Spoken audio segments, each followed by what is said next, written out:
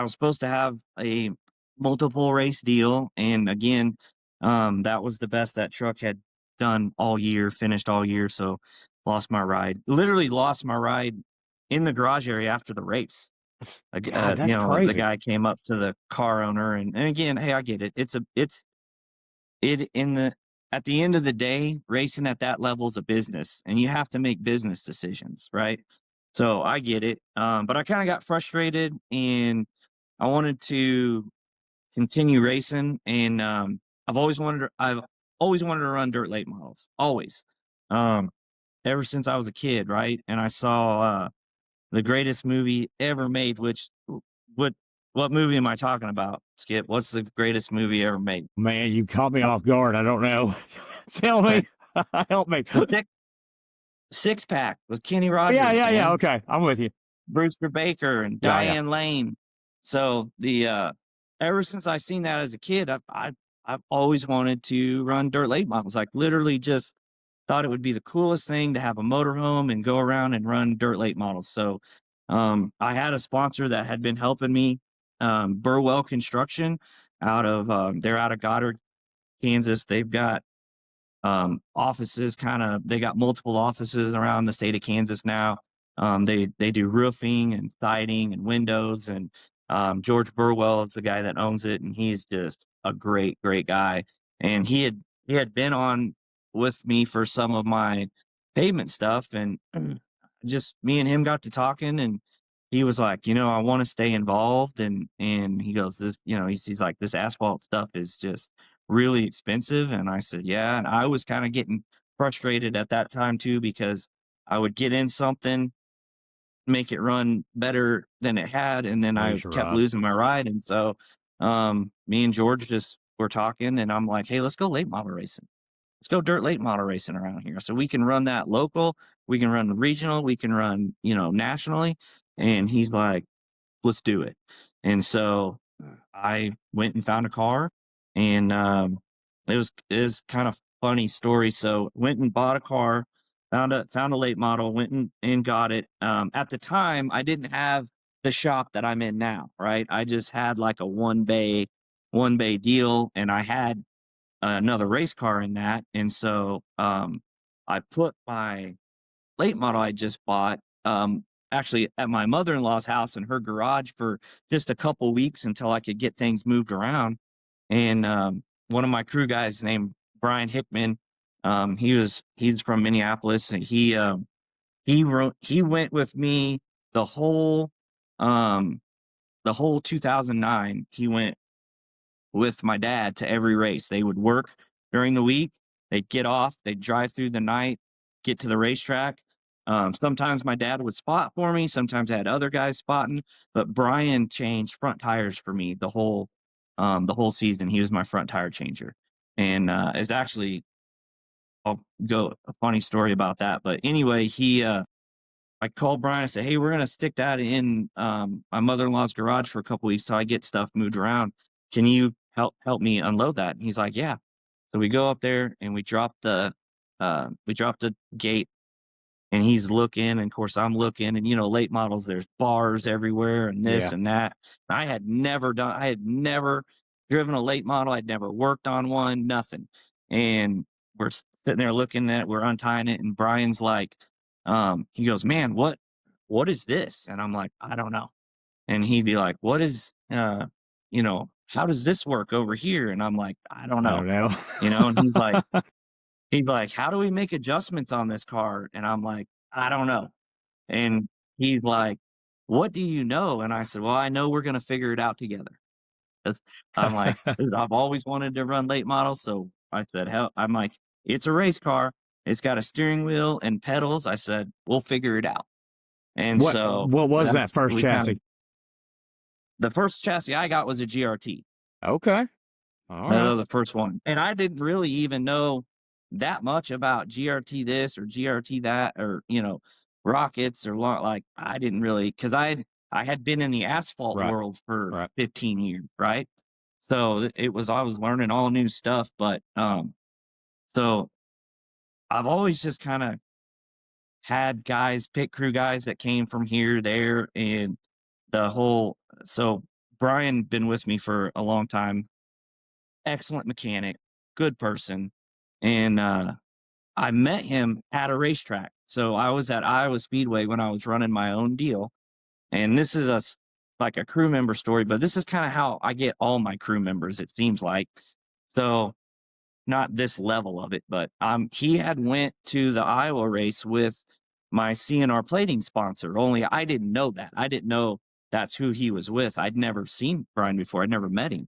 And so I'm out there practicing and coming down pit road during practice and just shelled the transmission just came apart. Just parts failure. And so I throw the clutch in and I coast into my garage stall. And this is when I was doing my own deal. I did not have spare parts, right? And I didn't even have a crew. I would go to an ARCA race if I made the race, which I never failed to make. I only missed one race ever, and that's a motor broke in qualifying. But I'm like, hey, once I get in the show, I'll figure out the details later, right? So I coast into the garage area and I get out, and my dad's like, "What's up?" I'm like, "We just broke a transmission." He's like, "What are we gonna do?" I said, "I don't know. I got to go find one." And so uh, we're in the garage area, and I get out, and Brian's like right there, and he's leaning up against the wall. And I said, "Hey, are you mechanical?" And he goes, "Yeah." And I said, "Do you want to help me?" And he goes, "Yeah." I said, "Awesome. Take the transmission out." And he's like, "What?" I said, "Can you do?" I'm like, "Do you know how to do that?" He's like, "Yeah." I said, "Awesome. Take the transmission out." So I take off to go find. I end up finding a transmission to borrow and come back. And then I asked him, I'm like, "Hey, you want to change tires for me tonight?" He's like, "Yeah, sure." So I did not know him, did not know his name, did nothing. And I found out later that he was with my sponsor. But when I asked him to change the transmission, I didn't know that. He was just somebody standing there that looked like he might know what he was doing. So it you get all kinds of stories like that, and he's been with me for a long time. But that's kind of That's so. cool. Anyway, I went and we got that GRT, and we just started going to the races and started figuring it out. And but by that time, I had contacts and friends that I was able to call, and had a couple of people come to the races with me to kind of show me, the suspension and what you do for adjustments and this and that. And so it was a good time. And we ran that first uh it wasn't a full year. I didn't have full year sponsorship, but we ran as many races as we could. Burwell was with me for a while. We did really well. And then I was able to get a little bit better car and get a little bit better car. And now I'm at where I'm at now, where you saw me down in Texas, and I have a crew chief, and he does really well at what he does. And so that's kind of how I made that transition from running on pavement stuff for 15 years back Back to into the dirt. dirt. Yeah. Yeah. So you went from dirt modified, then asphalt modified, then ARCA, then back to dirt with a late model. Yeah. And I had some Some stuff in oddball between. things, this and there. Run ran a truck, ran a Hooters Pro Cup car, just kind of different stuff. But yeah, just kind of came back to this area, which I'd always based out of Smolin, even when I was living in Tennessee racing or whatever. And so we kind of started out running late model stuff. Yeah, that first Kind year of late model racing, were you doing that Kansas, this area over here in our area, Kansas, yeah. Oklahoma, and So in the NCRA series was that they were oh, still okay. around, and so we went and ran NCRA stuff. So we kind of chased that. I don't think that first year, I don't think we ran for points. I honestly don't remember. But yeah, we started kind of running regionally, and then here in the last and I pretty much did that with the late model. Like we kind of ran regional series, and didn't every once in a while we'd run a full campaign, but kind of ran regional stuff. And then the last 2 or 3 years, when I got hooked up with Land Pride, I started branching out and running more late model races like Texas, Ohio, South Dakota. Like, we started traveling more when I was able to partner up with Land Pride, and they've been phenomenal. They are good people. They're local here. Their home office is right here in Salina, Well, that's awesome. and so they're local, and it's been a really good fit, and they're just good. Not only are they a good sponsor and a good company, they're good people. Like, they care about their dealers, and we do a lot of stuff um, with their dealers are very much integrated into the race program. And that's Land Pride's one of their biggest deals is they want to make sure that their dealers are having a good time, that they enjoy it, that the people sitting in the stands, their potential customers or existing customers, they want them to be, be treated well and make sure they're having a good time. They have a good experience. That's why I'm always hanging around the trailer where somebody can come up and talk to me. Right. Yeah, that's super cool. Cause I want to talk with those people. I want to make sure they know, who Land Pride is, what they do. They care about their dealers, they care about their customers, and it's just been a phenomenal Yeah. partnership for me. The And first time I it's met you, also been first time I yeah, met you at Texas, I know you said you had been down to Texas before, to get down there close to a dealer and run a race. I think you said down there. So that's pretty awesome. yeah. I was down there with Central Kubota is one of Lamb Pride's dealers, and they're in, I think, Waxahachie, Texas, I think how you pronounce that. But That they're sounds good. I right. mean, they're just a really good group of guys. And I've gotten to be friends with a lot of these dealers, right? And I mean, some of- I've had some Land Pride dealers that have actually come to like Talladega to an ARCA race because they just wanted to. They like, I've always Check it wanted to out. go to Talladega. Come on, man, come hang out with me. And so they did. So it's been a good program. Really, really enjoy and appreciate Land Pride, and they've given me the ability to travel to races and dirt tracks that I wouldn't have been able to go to on my own. And and a lot of good stuff has come from that. Like, we went to Rock Springs, Wyoming. I think we've been there the last 2 years. Matter of fact, that is from Rock Springs. We've That's won awesome. 4 features out there actually, and but just hanging out by the car.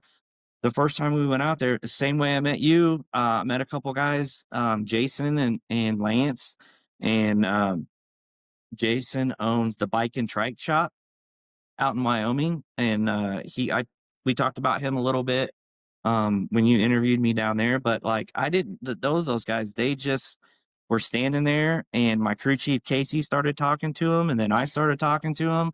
And it's one of them deals where just because I was out around the car and available and talking to them, like, it's they're friends for life, right? They came up and spent like 3 days at my house, and That's and cool. Jason and Lance went to the ARCA race in Kansas, and they're on my car now. And so, That's awesome. being hooked up with Land Pride has allowed me to make um, connections and friends with people like Jason and Lance, and it's been a really cool deal to get to go do what I've been able to do the last few years. And we've gotten to where we feel like when we go somewhere we can be competitive. I'd never Yeah, been you to were at Texas Motor Texas. Speedway. Yeah.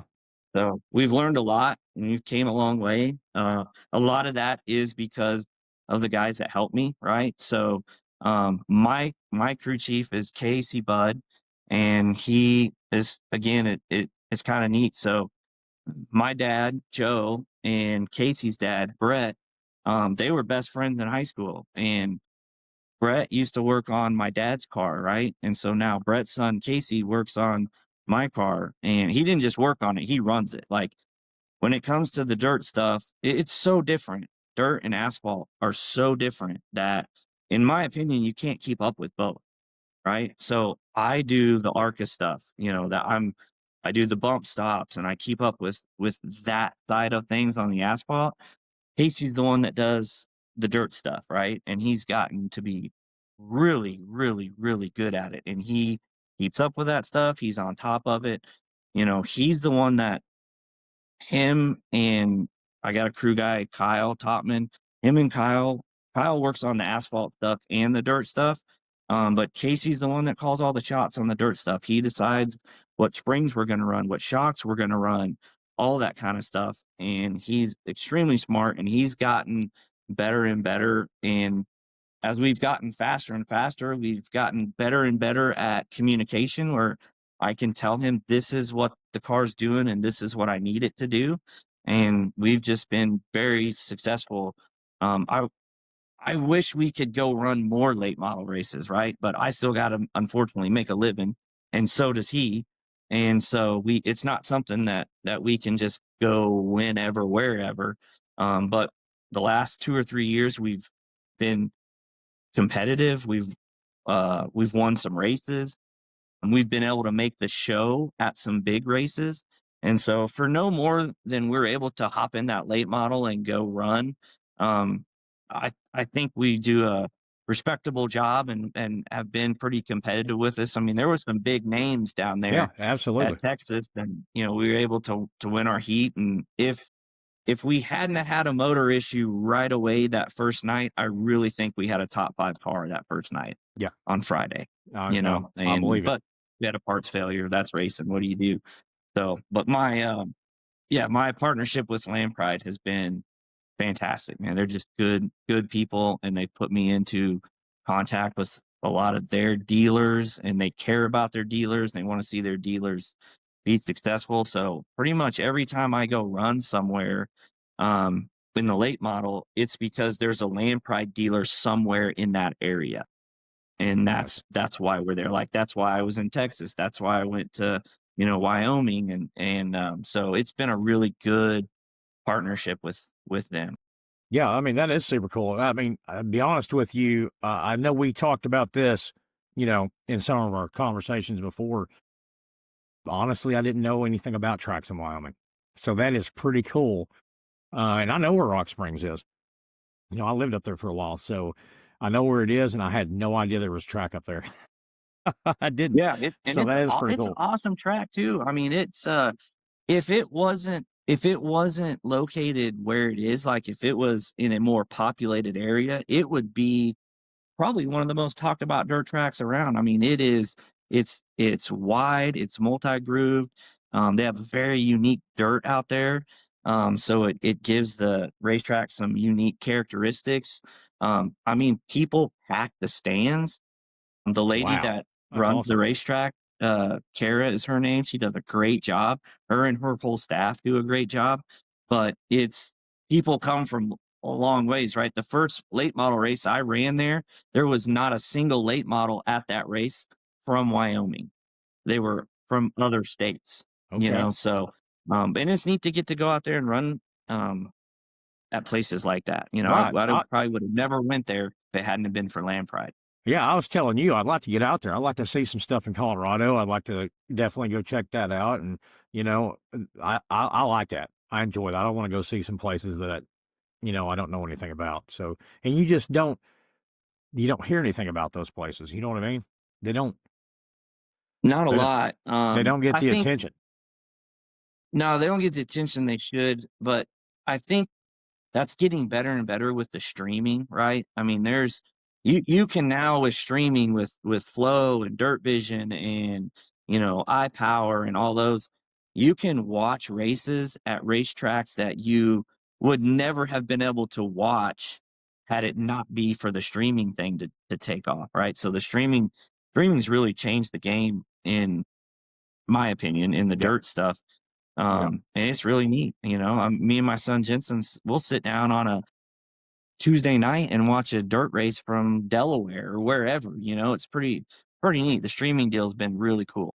Yeah, it really is. I mean, that's it's actually that got me wanting to go to California's on my bucket list. I want to go over to like Ventura. I want to see that right on the beach, Santa Maria. I want to go see some of those tracks over there, and I've watched them on Flow. So, that's pretty cool to be able to do that. And then, Yeah, the and then streaming allows us to travel and it's neat because we enjoy going every once in a while and running like a marquee event just hey, we want to see if we can go compete with those guys. Can we go make the show? And we run big races all the way down to like local races where it's not even a series. There we've been to a place in Texas a couple times that it was just a weekly late model race, right? So it's neat to get to go to all those different places and try to figure it out, right? And that it people don't understand the dirt is a big deal, right? And it's so different from, you go down in Georgia, you're going to run on that red clay, and when it dries out, it has a characteristic, right? When you go and run like up to South Dakota, and it's that black soil, and when it gets slick, it has completely different characteristics than the red does. And it's famous like Wyoming. They have a lot of alkaline in their dirt out there. It's like the consistency of baby powder. I mean, it's wild. And Wow. so it's fun to get to go to all those different places and see if you can figure out how to make your car fast when you're running on dirt you've never seen before, right? Yeah. It's neat. It's a Yeah. lot of That fun to sounds do. really interesting. It really And does. I said Land Pride allows us to be able to travel like that. And That's so super cool. they're great. I mean, they're a great company and they've been a great partner for us. That's awesome. It really is. It really is. Another one, Southern Oregon Speedway. I want to get up there and see that place. I hear they have like there's a group of late model guys up there um, that you don't get to see very often. I've seen them pop down here every once in a while, and I met and talked to one at the Dome. He was in. I can't. I'm sorry, I can't remember the guy's name, but he was in the 46 car at the Dome, like a really good looking 46 car, and he did really good. I mean, he was competitive. And he raced out there, so that's another one I want to get out and see at some point. This Southern Oregon, that's not it's a hop, skip, and a jump from here. You know what I mean? No, it's a little ways away for Yeah, sure. So, and yeah, it that's is. Have you ever raced up there in that part of the world, the Northwest? um no, not really. Wyoming, I've ran, I've raced Wyoming, Colorado, South Dakota. That's about as far into that corner as I have gotten. But I'm like you, like I'll sit down, me, my son Jensen, Casey, we'll kind of sit down and be like, man, it would be really cool to go to this place. And then with Land Pride, and we try to see if logistically we can make that happen. And sometimes we can, sometimes we can't. And we really try to do as much stuff with Land Pride dealers as we possibly can. Because that's good for everybody, right? Right, It's good for Land Pride, absolutely. it's good for their dealers, it's fun for us, so we really enjoy it. And there's definitely places like you know, Texas and Iowa and places that we end up usually running a race or two there every year.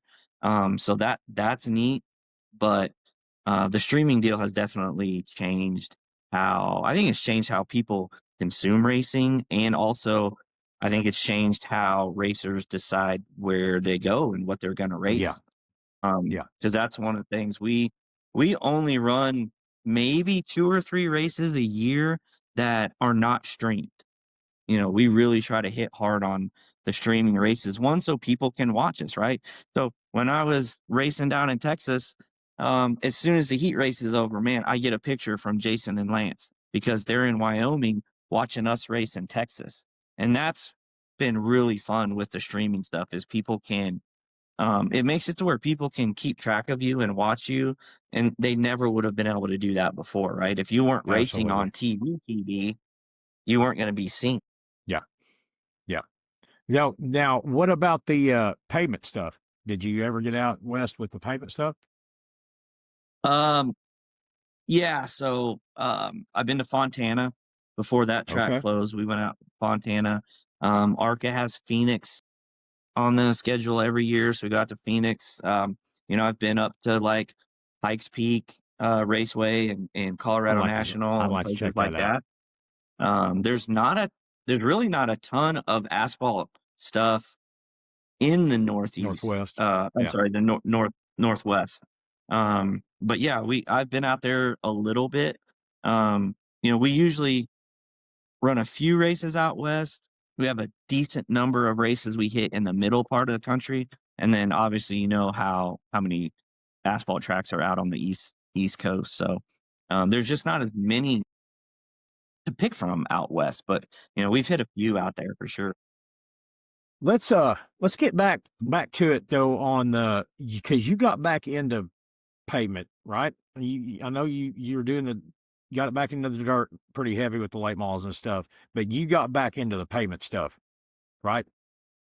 Yeah, yeah, yeah. So We went back, and I'd always run a race here and there. I can't remember what year it was, but I got a phone call from a guy named Barry Fitzgerald. Um, uh, he has a company, Promotion Associates, and he's out of Baltimore.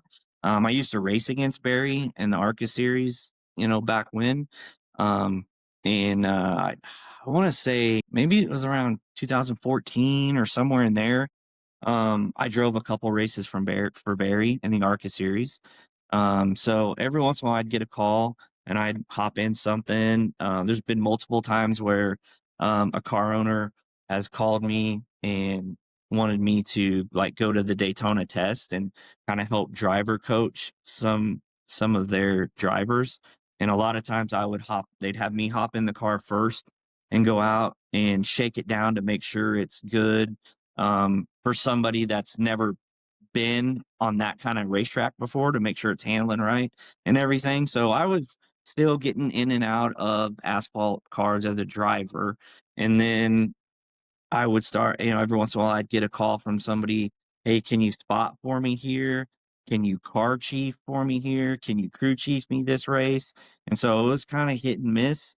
And then in probably I don't know, probably 7 or 8 years ago, I got a call from a guy named Eric Caudell, who I'd been friends with for a long time, and he had the Super Truck series that ran kinda in the Midwest. Eric did that deal. He was he was in ARCA. He had gotten into ARCA kinda the same way that I had, where he was running, a handful of races here and a handful of races there. But he was struggling a little bit, and he asked if I would go to, I believe it was Gateway. I went to Gateway and crew chiefed him, and he finished the race. He had been in trouble with things breaking. So I went there and crew chiefed him at Gateway. He finished the race. Then he wanted to know if I could do that at Kansas, and he actually brought his car here to my shop, and I prepared it and set it up and pulled it down, took him to Kansas, and he finished the race, finished on the lead lap. I think at that time it was his best career finish, and cool. then he was like, "Hey, how can we do this full time? Like, how can I get you to do this full time?" And so I kind of thought about it and I was like, well, this is kind of the number I need. And we kind of structured it in a way where the more races he ran, it was kind of the more money for me type deal. And we were able to put something together where I took care of Eric's stuff for the next like 3 or 4 years, prepared things here, pulled cars down, crew chiefed him at the racetrack. And then, that led to a phone call from somebody else, and that led to a phone call from somebody else. And then next thing you do, no, I'm back into the asphalt stuff full time for a living, and then running the late model any open weekends that there were, right? So, even not this past season, but the season before that, I think I ran around 20 to 25 late model races, somewhere in there. And then I also crew chief like 15, I think it was 15 or 16 ARCA races that I crew chief. So just Wow. I ended up going back into that side, but not getting all the way out of the dirt stuff because, I have a great partner in Land Pride, and Burwell Construction is still with me, and I got Jason and Lance at the bike and trike shop, and so and met met people throughout that kind of stuff. So, Coble Enterprises, and Properties, they're on my car. So I had some really good partners that allowed me to continue to run dirt and run the late model and then still make a living on this side, on the asphalt stuff. So yeah, it seems like, it's kind of, everything comes back around, right? Stop doing something and then you start doing something else, and the next thing you know, you're back doing to what you were doing before. So yeah, so now I'm back into, um in probably the last 2 or 3 years, have been doing both asphalt and dirt stuff. And that's what I'll do again, this coming season. I'll be going down to crew chief for the test in Daytona, and then crew chief for the race in Daytona, and next thing you know, we're off again, right? Because we don't really get much of an off season, like ARCA wise, ARCA slash NASCAR, like their last race is, what is it? Is it the very first weekend in November? Yeah, that And sounds right. then I think that's where Phoenix, the first, either the first or second weekend of November is Phoenix, and then January, right? I think it's the second week in January, we have Daytona testing, and then the second week in February, season started and we're rolling again. So, yeah, it's and like this year, I'm gonna do a deal where I'm gonna go down and do the I'll crew chief the ARCA race at Daytona. Then I'm actually gonna stay in the Daytona area, and I'm gonna spend a day at Crystal Tractor, and that's a dealer. It's one of Lampride's dealers. I'm gonna spend a day with the race car at the dealer, and then we're gonna go run a late model race at Alltech, either Alltech Nice. or Ocala, You're getting on some of and that then speed come week home. stuff. Yeah, yeah. Nice. That Nice. goes back to the, hey, let's see how good maybe we actually aren't, you right, or I are, gotcha. whatever you want to say. So, I try to incorporate stuff like that the best I can. Like, hey, I'm already going to be in Daytona with the Yeah, ARCA deal. that makes Let's sense. go I mean, run a that would be a good let's way go to, run a late if you model could do race. that, that'd Yeah, be a good way to do it. Yeah. yeah. And so, and again, that's where I have a great partner in Lampride that, says, hey, we have Hey, dealers down there. yeah. They're interested. So That's perfect. awesome. So I'm going to go crew chief at the big track, and then we're going to go to either Alltech or Ocala, and that'll be my first race of 26 in the late model. So there's not much of an off season really, and I think it that way for guys running dirt stuff now. I mean, Well, it you got is. the Yeah. dome, and And you Wild got West speed weeks shootout. that yeah. I Yeah. mean, it's kind of never ending, really. Yeah. Yeah. I mean, yeah, no joke. And then when they're, I mean, there's going to be a bunch of them. Well, maybe not a bunch of them, but a few of the dirt late model guys at least doing like Chili Bowl and stuff like that. So, yeah, Yeah. So there's not. one of the guys that I crew chief for this year, Ryan Roulette, he's going to be running the Chili Bowl. So, and I got a friend that's running the shootout, so my son Jensen and I will probably go down to Tulsa one day during the shootout. We'll go down one day during the Chili Chili Bowl, Bowl. to watch Ryan run his preliminary night and everything. So, yeah, it's, the, the asphalt and dirt worlds cross more than people realize that they do. Yeah. Yeah. I'll probably see it. I might be able to see it either one of those. I think I'm going to both of those. I don't know for sure how many days I'm going because I mean, you do every day of that. That's a lot. You know what I mean? Yep. Oh, I'm aware. Yeah, especially when It's you've no got different like stuff to do here at when we home. go to Daytona, I'll be at Daytona for 4 or 5 days, right? Just that one race, So it's kind of the same with the Chili Bowl. Like those guys are there for, some of them are doing the shootout stuff and the Chili And Bowl, Chili so they're Bowl. there for like 2 weeks, Yeah, you know? Um, and probably having to go back and forth from Wild West Shootout. yeah, I'm sure there'll be at least a couple Yeah, guys that are. yeah, Yeah, that wouldn't surprise me at all. yeah, So, yeah, we've we have talked about taking the late model out to the West Coast. I would like to do it more. It's just it's doing the ARCA deal full time, it makes it tough, Bad right, to time of the try year to for you. do a bunch of that stuff. A couple years ago, we were gonna go run the race in Vegas at the end of the year, and they ended up taking the late models off that year. Like, we had it planned, we were gonna go, and then they ended up taking the late models off that year. So, um, but yeah, I'm sure there'll be guys bouncing back and forth to all that stuff. Yeah. Yeah. Uh, so right now, what's going on right now, Jeremy? I mean, like what are you doing right now, racing wise? So we're getting the late model ready to roll for next year, going through the same as everybody does. You go through, you do all your maintenance stuff, check out, refreshing motors and this and that, and then getting cars ready to go for Daytona.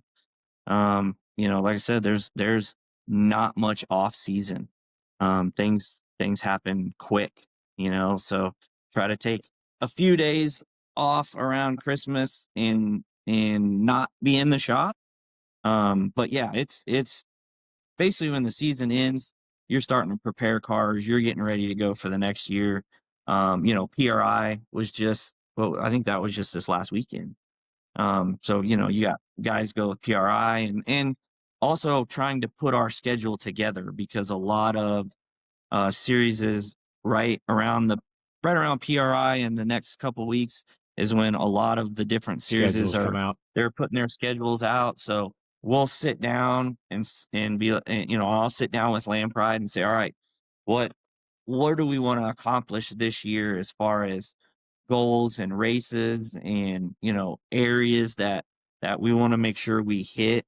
That's a big part of what we do right now is we will sit down and we'll try to put a dirt schedule together, and I have to also try to schedule that around the ARCA stuff, and then I try to schedule it around my son's baseball and my daughter's softball is much easier because she's at the age where she's pretty much just playing during the week. But Jensen is on a very good baseball team and they're doing a lot of tournaments. And so Weekends. I do a lot of driving through the night. I can tell you that. I don't know how many I times bet. the past couple of years where, we run a race in Michigan on a Friday night, and Saturday morning I'm sitting in Wichita at a 8 o'clock baseball game. Holy And man. we do that quite a bit. Wow. I If I can make it back for the game, I'm gonna figure out a way to make it back for the game. So a lot of what we're doing right now is trying to put schedules together, and then prepping cars to get ready to go for the season. Because once it hits, man, it's almost like you don't hardly get any break. Yeah. So What that's the main thing right now.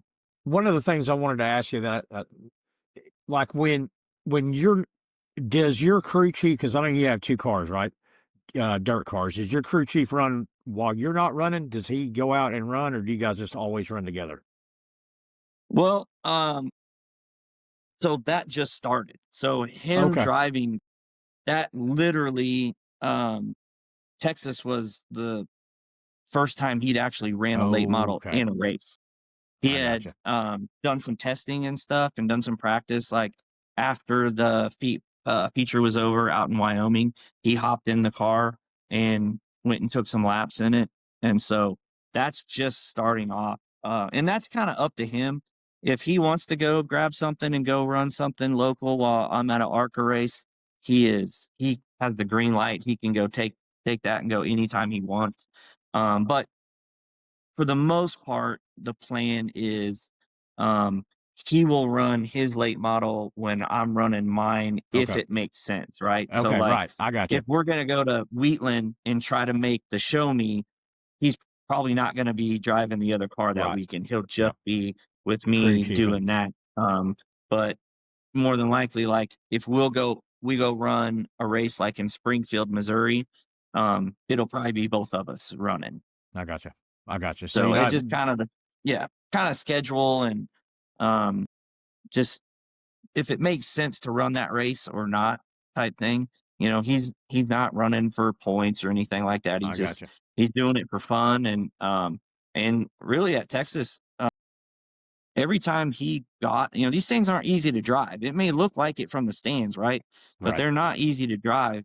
And but every time he went out at Texas, he was faster than the last time he was on the racetrack. So his main deal this year is he just wants to go get seat time, um, have fun with it, get to go, experience it from a different point of view. Um, and then because really up until this year, he has only crew chiefed and worked on my cars. So it's gonna be a good thing for him. It's gonna be fun. We have 2 cars so that if we're running somewhere and say something happens and I really tear up mine, we You got still to back have up. like when we put our schedule together, we gotta make those races, right? So if we get in a wreck bad enough where mine's gotta go all the way down to the frame to be fixed, I hop in the other Yeah. one so we can still So fulfill sponsorship obligations and stuff like that. I got you. So you're not a true 2 car team. He just runs your backup every once in a while to get some experience. Yeah. That's the Yeah, plan. Okay. it's not like a 2 full car blown entry. It's just, he does it for he's something he's always wanted to do, and I think it's great. I mean, Yeah, it's got to and help you. he It's got to help you understand, right? If you're a crew chief, it's got to help you maybe oh, yeah. understand better, what's going on if you've got a feel for what it actually does on the track. I would think. In my opinion, the the really good crew chiefs are usually guys that have driven race cars. And the same with spotters, right? The best spotters are normally former drivers, right? Because they know what's going on in the cockpit. They understand. And so Casey getting in the backup car, it's going to do nothing but make him a better crew chief because when I tell him what the car's doing, he's going to know what that feels like. He's going to understand what I'm trying to explain to him and make changes. And it's the same with me, having all like the ARCA and NASCAR experience and stuff that I have. When a driver's telling me what the car's doing, I know exactly what he's Yeah. talking about. I know exactly what is going on, and so that helps me figure out what changes I need to make, because you can have a car that's tight, right? But if the car's tight on entry, that's a completely different adjustment than a car that's tight on exit, right? The same adjustment's not gonna help both those places, so him getting in the car, that's gonna do nothing but help him, be a better crew chief, right? Right. Right. And it's the same with me, like, me having all the laps that I have, that makes me a better crew chief, and me having all the laps that I have makes me a better spotter when I spot for people. So, I'm a big believer in that, and I also think on a driver's standpoint, if you drive pavement, it's gonna make you a better dirt driver, and if you drive dirt, it's gonna make you a better asphalt driver. Like, it does nothing but help you in both Right. situations, and a lot of those, it's it's a lot easier to go from dirt to pavement than it is from pavement to dirt.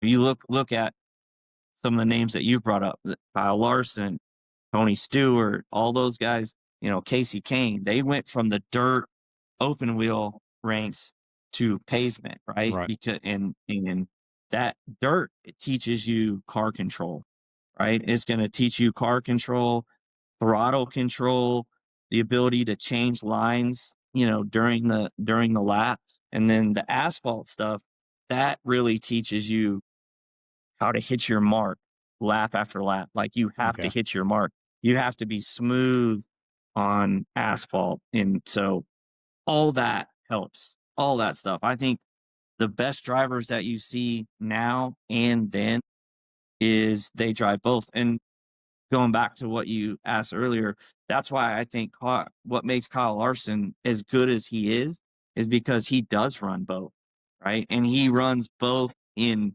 um, different types of race cars. Right. And that just makes you better. It just makes you a better driver. I mean, the Yeah. sim stuff is great. You can learn a lot from a sim, but there is no replacement than having your butt For the real actually thing. in the Yeah. seat of a race car. You cannot beat that for experience. You just can't. I Yeah. don't care how good the sim is. Yeah. Man, you could almost get a race car for what those Sims cost. I noticed the other day. Those things are crazy, man. I can't believe how Uh, much those things are. Like they I not think I very often. yeah, Yeah, not very often do you get to see like an OEM sim, right? Like the sim that Toyota drivers use or the sim that Chevy drivers use. You want to talk about experience and technical and expensive. You need to see yeah. those. Those I've are never seen those. unreal. Yeah, Yeah, they're unreal. yeah. I know that sim thing's big. I don't know anything about it. I mean, I've never messed with them. Not even at the race. I've seen them at the race. I've gone to wherever the dome or wherever I've seen them sitting around, but I've never tried it. I'm So not I'm not good at them. Like I when I was driving, that wasn't a thing, right? The yeah, sim stuff hadn't even come. iRacing wasn't right around the 2008 to 12. I think that's in the range where iRacing was starting to get going and getting rolling, but um I'm awful at it. I'm terrible. I need the feel of the race car. Like even when I get in my one of my crew guys, Kyle, he has a sim setup, an iRacing setup, and I can't like I get in that sim deal to run like a super dirt late model. I yeah. can't make it a lap without wrecking. And Jensen, 12 years old, gets on that thing and Smokes just it. destroys Yeah, it. Yeah, he just yeah. kills it. He just destroys it. And I'm I need the race car. I'm not a good sim guy at all. Yeah, World Outlaws 24 on the Xbox. That's about my with the kids every once in a while. So that's about my civ experience. But when you go down to speed weeks, I wanted to ask you about this. Does dad come with you? Your dad, does he travel with you to the dirt stuff? Anytime my dad's not working, he goes. He'll go Okay. with me. So anytime my dad's not working, he's gonna go to the racetrack. But like I said, he works on those like he goes to a lot of like natural gas plants and Okay. pumping stations and stuff where like when the motors shut down, it's costing them a $500,000 a day type stuff. So he does a lot of traveling for his work. Okay. And if we're racing in an area that he's working, he'll come. But any time that he's not working, he'll be at the racetrack with me. I got you. Whether I'm driving the late model or doing the NASCAR stuff, like if he's not working, he'll be there. Yeah. Does he help you And wrench on like them? same with what that? Does he help you wrench on them? Not really. No, No. no. It kind of goes back to they're so different, right? Than when he was doing it. I got you. Um, usually a lot of times, I'll use him as a spotter, in the ARCA series. So, last year, the team I took care of, we had 2 cars, full-time entry. A guy named Dan Schaefer spotted for the 99 car. Dan's been doing it for a long time. He's really good at it. He's he's he's got a ton of experience and he does an exceptional job. And a lot of times that second car had different drivers. Sometimes driver will bring their own spotter, sometimes they'll just use the teams. So a lot of times if my dad's at a NASCAR race with me, a lot of times he'll spot for my second car. Or Okay. a lot of times too, what'll happen is he'll spot for my car for like practice and qualifying, and then a cup guy will spot for the race. That happens sometimes, but Okay. sometimes the cup spotters don't get to the racetrack in time to spot for practice and stuff. So my dad does a lot of spotting when he goes. That's kind of the main thing that he does when he goes is he does a lot of spotting. That's something I wanted to ask you about that I haven't asked you about yet. So explain to me. I mean, I understand the concept. What are spotters actually doing? What are they doing? Uh, a lot, right? They're really a second set of eyes for the drivers, especially now, the way that we're so cocooned in there.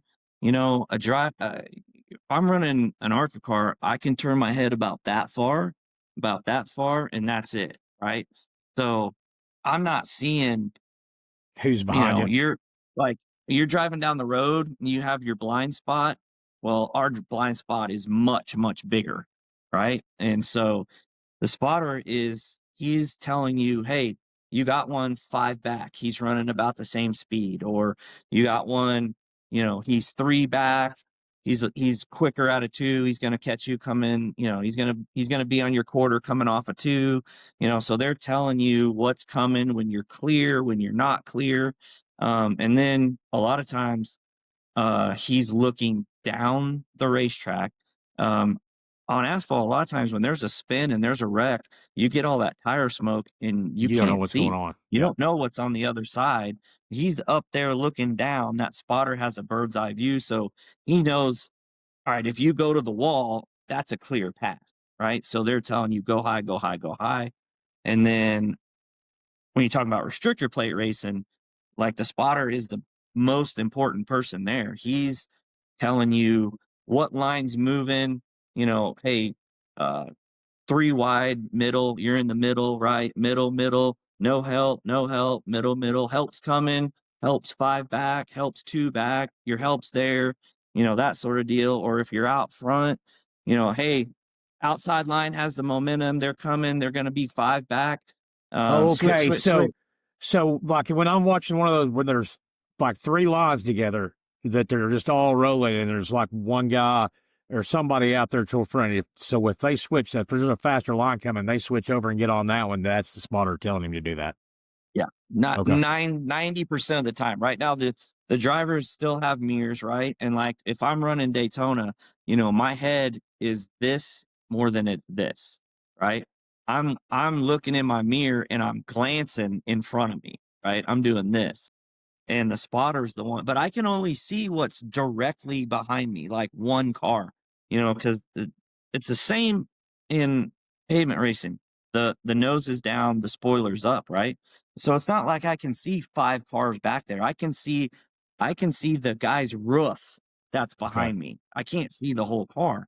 And so that's where a lot of times when you listen, like if you're watching a race at Daytona or Talladega, you have a guy that's in the lead, right?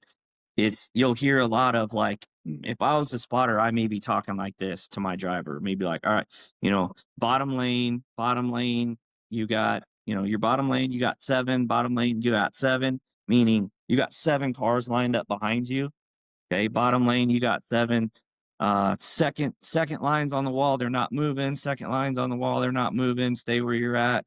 Still on your bumper, still on your bumper. 49, 49. I'm telling him the 49 cars right there behind him. 49 cars on your bumper, right? And then it may be second lane's down now. Second lane's down. They're side drafting, right? So they're tight. Second lane tight to the first. Second lane tight to the first. You're still good. Bottom lane good. Bottom lane good. Second lane's moving. Second lane's moving. You want to go 2. You're going to want to go 2. 5 back. 5 back. 3 back. Now. Boom. Switch lines. Right. So that's okay. just a constant talk. That is a constant, constant, constant.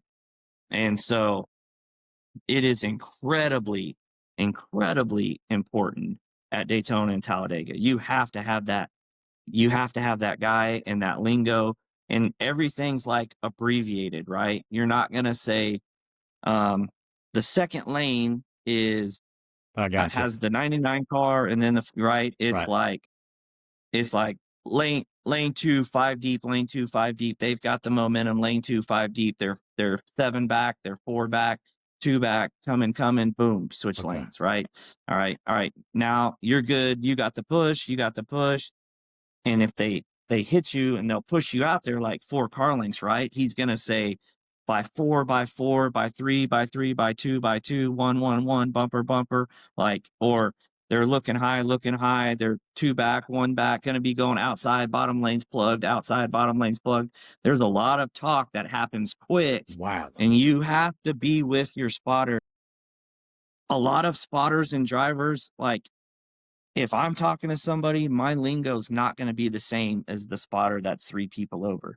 He may Okay. have a different word for lane change. He may have a different word for momentum, right? Like it's all you got to be with your driver and your spotter have to be on the same page, right? Man. So me as the crew chief, especially at those tracks, I'm shit, I could sit in the grandstands because I'm just a spectator, right? Gotcha.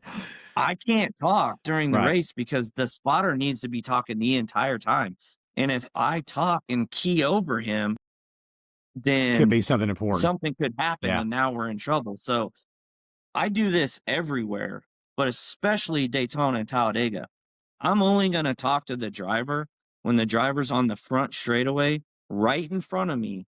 And I can see that the spotter does not need to be giving him any information right now. Right? Okay. That's when I'm going to talk to him. So I may have something that I want to say to my driver, but it may take 5 laps before I get the opportunity to say it. Because when he's coming by me in the front straightaway, if he's got a guy on his quarter, I can't be talking to him. Okay. He's got to know that the spotter's got to be talking. So there's a lot of stuff like that that goes Wow. on that people may not realize. And the spotting and the lingo that's used at Daytona and Talladega probably going to be different than the lingo that's used at Kansas or Martinsville, right? Like Kansas, mile and a half, maybe you're running 190, but because of the size of the track and how those tracks are driven, lingo can be slower. It doesn't have to happen as fast. Okay. Where Daytona and Talladega's got to happen like before it happens. And then you go to a short track, things happen quicker because it's smaller. You're going slower, but things happen quicker because it's a smaller deal, right? And so, yeah, the spotter is extremely important. It's extremely important, um, giving the driver information that he can't see. So, like a perfect example of that was I was spotting for a guy at Talladega, and we were faster than him.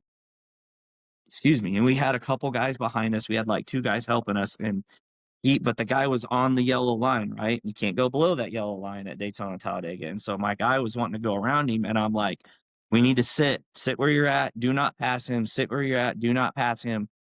And it was like 2 laps later, he's going through 3 and 4, boom, blew the right front tire. That guy went in the wall.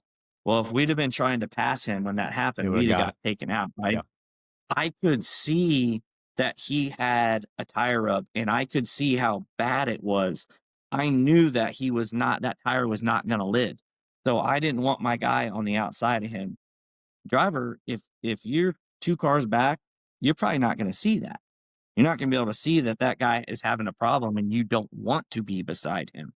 So there's a lot of things that the spotter does, even on pit road. Like the way I do it when I'm crew chiefing, as long as I can on a pit road that I can see, my spotter is going to talk to the driver all the way down pit road until he's 15 stalls away. And when he's 15 stalls away, and there'll be a predetermined mark between me and the spotter that when we're on pit road and our car hits this mark, you're done talking and now I'm talking. Okay. And I'm gonna call him into the box because I may I may be sitting there and I know that the car right behind us just about done with their stop.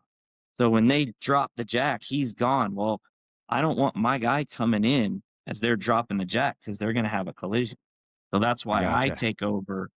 And then when I clear him and I send him out of the box, that spotter is not going to say anything until he hears me say, "You're clear to the grass," meaning you're clear to go to the outside lane on pit road. And once I clear him to the grass, now I'm done talking and the The spotter spotter takes takes over over. because the spotter can see what's going on 10 pit stalls that way and I can't. So, like, all that stuff is all predetermined and it's all talked about beforehand. Right? You can't be trying to figure that stuff out During as a he's race. going down the back roadway, getting ready Yeah. to come in, right? You gotta Yeah. know all that ahead of time, right? It's Yeah. no different than um signaling in dirt. I mean, it's basically this. It's a lot different, but it's also the same, right? So, like, my son Jensen spots for me. So I know what his hand signals mean. I know what they mean to me. I know what he's trying to tell me. And I know like everything. If he has his arms like this, I know what that means. If I know how he signals me to the top, I know how he tells me somebody's coming, right? Because you're always gonna have people behind you, but if they're not a threat, I don't need to know about it. So I know all of his hand signals. I know what he's telling me because me and him have talked about it. Well, I mean, done it for so long, but even like at Texas, like there was a situation at Texas during qualifying that me and him had talked about before it happened. And then sure enough, it ended up happening. So we had talked about that before it started. Same thing with the asphalt stuff. We're always gonna, the driver, the crew chief, and the spotter are always gonna have a meeting before they actually get in the car or go to the spotter stand, right? It's the same thing with me and Jensen. Like at Texas, we talked about something and then it ended up happening. Yeah. Oh, that's super cool, man. Yeah, I appreciate you kind of talking to me about that because that's, I mean, I know the basic concept of what it does, but I don't know the specifics of what exact information's, being Yeah, passed it's along there. the spotter is extremely important. Being and like they're so important to the point that I had a driver this last year that was trying to get approved to run bigger and bigger stuff. Approved him to go to the next size track as long as he had either a cup spotter or an Xfinity spotter full time, not somebody that does it every once in a while. They wanted him to have a full time cup spotter or Xfinity spotter in order for him to run that next step. So they know that he's getting all the information he needs to get. So, like, Yeah. that's how important spotters are. He got Okay. approved to go to the next size track as long as he had a cup spotter. That's how important they are. Okay. All right. That's super cool. Super cool. Jeremy, uh, I don't know, man. Well, we probably, we talked about this before. We probably still just touched the surface on a lot of this stuff. Um, but I know hopefully we'll have, hopefully, maybe a shop tour at some point this next season. Yeah, you bet. Yeah, I'm actually super excited about that. Because I know what kind of, what some stuff you got in there that I'd like to see. And I always like shop tours, man. I do. It's always interesting for me to see that and see how people, and we may have some other stuff playing. Well, I won't talk about that here, but we may have some other stuff maybe coming up that would be super cool. Um, but Yeah, got a couple of deals I'm working on, and hopefully, I'm very confident that at least one of them is going to end up happening. And I tell you what, when it does, I'll call you and we'll announce it on here. hey, that'd So be we'll do. super cool, man. I don't get breaking news. That'd be There you go. super cool. There you go. We'll have some breaking news, and I may end up. Hopefully, if um, things work out right, I may have my son Jensen with me, uh, breaking the news. So Hey, man, that's super cool. That's super cool. That would be awesome. I always ask people this, and I know you've talked a lot, but do you want to shout out your sponsors or shout out anybody else? While I got you on here. sure. I of course Land Pride. Talked about them. They're just so important to me. I can't even put it into words how they are. But I've got guys that have in companies that have been with me for a long time. So I got Land Pride, Burwell Construction, Coble, Commercial Properties, the Bike and Trike Shop, and Jason and Lance out there in Wyoming. Um, Centerline Rotating Services, Eddie and his wife. And it was neat to go to Texas because they're based out of Texas. And so Eddie and his wife were able to come to the race and hang out with us. So That's awesome. that was a lot of fun to have them there. I'm trying to think. Finishing touches, window tinting services. My sister Lisa and her husband Dell run that deal. Um, and then just my crew guys, Casey and Brett Budd. They're massive, massive part of my dirt racing deal. My son Jensen helps me all the time. He keeps the car clean. Um, he's the one that straps me into the car every time I go. I have a Oh, very that's cool. specific sequence of things that I do. And I started that back when I was doing the ARCA stuff full time. You don't want to like you miss a Hans clip, you got one side clipped and not the other, like that can break your neck type Yeah, deal. So I would think I so. have a very specific sequence that I do things. and he knows what that sequence is, so he's the one that straps me in, and every time, um, Kyle Topman has been my main crew guy, the last, few years. Um, my mom and dad, like, my race shop is on my mom and dad's property, right? So I see my mom every day. She usually I have my daughter Jaren that you saw before we came on, right? Jaren will bounce back and forth between the race shop and grandma's house all That's day, every awesome. day. So my mom and dad help me out a lot to be able to do this. My daughter Jane comes in and hangs out in the shop. She likes to come in the shop. I think my dry erase boards. I think they think that those are in here just for artwork. I don't think they realize I actually put things of importance on there. Yeah. So yeah, my kids and I'm sure I'm forgetting somebody. I always do, but yeah, we have a really good time doing this, and I'm lucky to be able to do it. So, but yeah, I'm sure we'll have more next time we talk. We always have something going on. Yeah, you're busy. I mean, you're a busy guy. You got a lot of stuff going A on. little bit, You a really little do, bit. man. Yeah. You really do. So upcoming dirt wise, you're thinking probably Florida will be Yeah, next time we hit the track, we'll be in Florida. okay. Not 100% on which track it's going to be yet. I don't have my We are actively working right now on putting a schedule together for 26.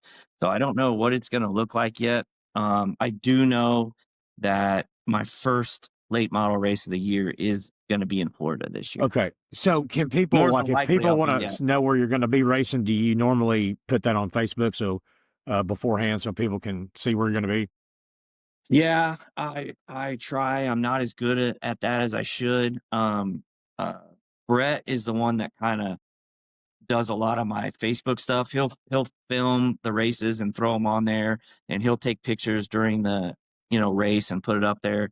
I get busy doing what I'm doing, and I forget about. I don't even think about taking a picture. Yeah. So he does that, and then if you go to jeremypetty.com, it's not as elaborate as most of them. Sometimes it's just a schedule, but I try to put my schedule out there when I get it figured out. I try to put it on jeremypetty.com, and I try to put it on Facebook so people know where and when I'm going to be it so that they Okay. can make it. Because I'll have the late model stuff that I drive, but then I also have the ARCA stuff that I Right. crew chief or whatnot. And so I try to put both on there. Because sometimes like we'll run an ARCA East race or an ARCA West race, and sometimes we just run the main ARCA Menard series, and so that changes. Just because it's an ARCA race doesn't necessarily mean that I'll be there for sure. So I try to keep that stuff on there and updated. But hopefully in the next 2 to 3 weeks, I'll have my 26 schedule at least 90% done. I'm Right. hoping, and I'll try to get it up on those spots. Okay. Well, that's super cool. Well, Jeremy, man, I appreciate you coming on here. This has been super interesting. Um, I've been looking forward to this since we've talked about it, and wow, I appreciate you coming on. Yeah, no problem, man. I'm thanks for having me. Like that's been fun. I like My doing pleasure, this man. kind of stuff. I think you got a really good deal going on. You do a good job. You do a good job at the racetrack. You go talk to people. Your deal's just gonna keep getting bigger and bigger. I appreciate that, man. It's because of people like you. I appreciate that. It's because of y'all, the racers. I mean, I do this because I'm a fan of you guys. So that's the most important thing. Try to get more people out to tracks, get more people watching racing, so we don't, see any more tracks sold off or gone or whatever. You know what I Yeah, mean? yeah, So yeah. Yeah, that's a whole nother episode. But I think it is. the streaming deal has two sides, right? Some of it's really good, some of Good. it maybe not so good. Yeah. So yeah, it's you get a chance to go and sit in the seat at your local And racetrack and do it. That's what allows me and you to keep doing what we do. absolutely, 100%. And it's the best way to do it. I mean, just be there and experience yourself. I mean, it really is. All right, Jeremy, thank you for coming on, man. I really appreciate it. No problem. Thanks for having me. We'll see you Yeah. soon. Good luck this season. And hopefully I'll see you in person here before too long. Yeah, we're gonna figure something out. All right. See you, man. Take care.